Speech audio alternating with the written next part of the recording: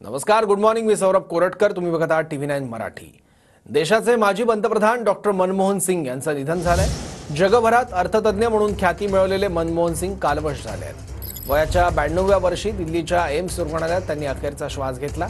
जागतिक कीर्तीचा अर्थतज्ञ हरपलाय. दिग्गजांकडून श्रद्धांजली वाहिली जाते आहे. स्वातंत्र्यापूर्वी जन्मलेले शेवटचे पंतप्रधान भारतानं आज गमावले आहेत. 90च्या मंदीतून देशाला डबघाईतून वाचवणारे अर्थपंडित आज आपल्यातून गेले आहेत.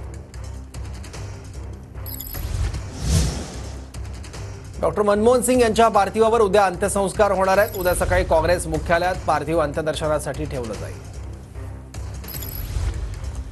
दिल्लीतल्या एम्स रुग्णालयात मनमोहन सिंग यांच्यावर उपचार सुरू होते. फुफ्फुसाचा संसर्ग झाल्यानं डॉक्टर मनमोहन सिंग यांचं निधन झालंय. वयाच्या 92व्या वर्षी त्यांनी अखेरचा श्वास घेतलाय. जागतिक कीर्तीचे अर्थतज्ञ म्हणून देखील ते ओळखले जात होते.